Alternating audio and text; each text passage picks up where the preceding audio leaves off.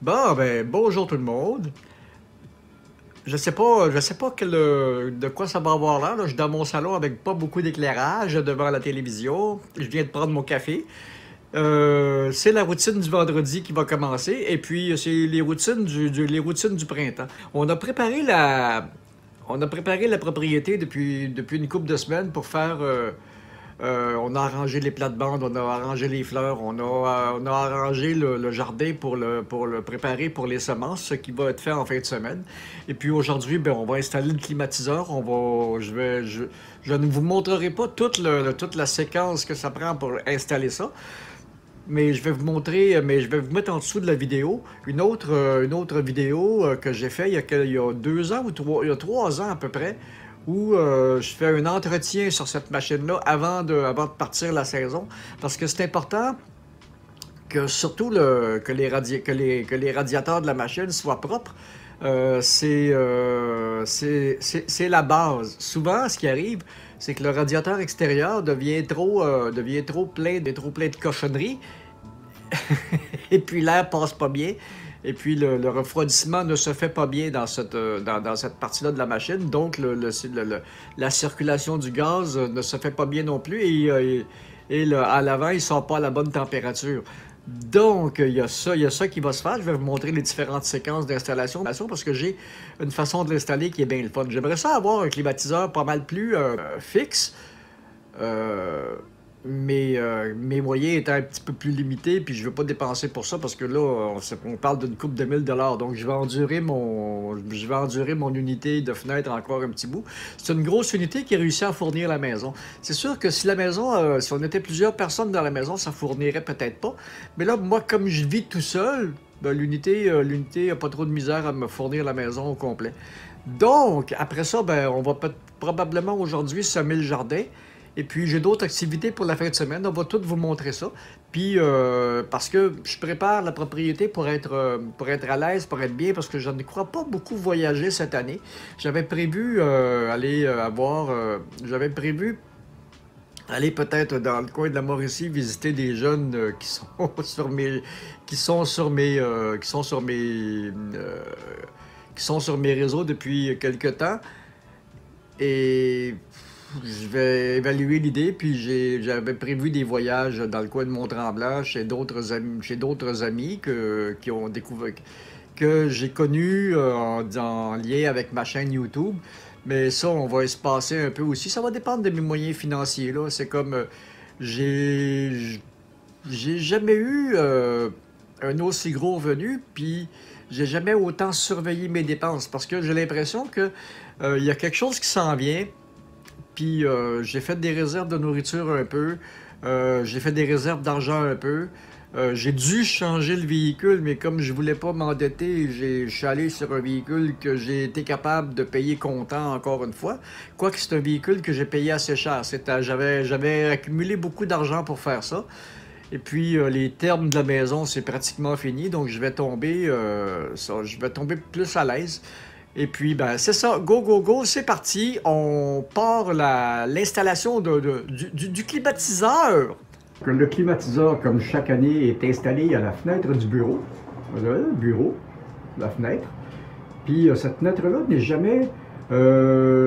cette fenêtre-là est toujours condamnée. Il y a toujours ce gros carton-là dedans pour pas avoir l'éclairage. Parce que ce bureau-là était un bureau d'infographie avant, donc je devais avoir une lumière contrôlée. L'éclair, ça c'était un petit peu trop fort, c'était un petit peu trop fort, ça avait une mauvaise influence sur l'éclairage de l'écran, donc l'éclairage était contrôlé, donc je pouvais mieux contrôler la luminosité de mon écran puis ses couleurs, parce que c'est un Acer professionnel. Et puis le problème des écrans, c'est que si je suis obligé de maintenir la brillance trop élevée, ça dérange les couleurs. Deuxième étape, j'avais ce panneau de bois-là que je vais juste fixer après les rails. Et puis le trou pour le climatiseur. Donc lui, C'est quand même presque 11 000 BTU, puis ça pèse je sais pas combien de kilos, là, mais c'est plus, c'est plus pesant que moi. Donc, avant de prendre ça puis d'envoyer ça dans le trou là, ben, faut que je me prépare mentalement et physiquement et tout. Deuxième étape, il est dans son logement. Maintenant, il faut que j'aille le bloquer par l'extérieur. Mais ce qui est le fun ici, on passe par là. On passe par là.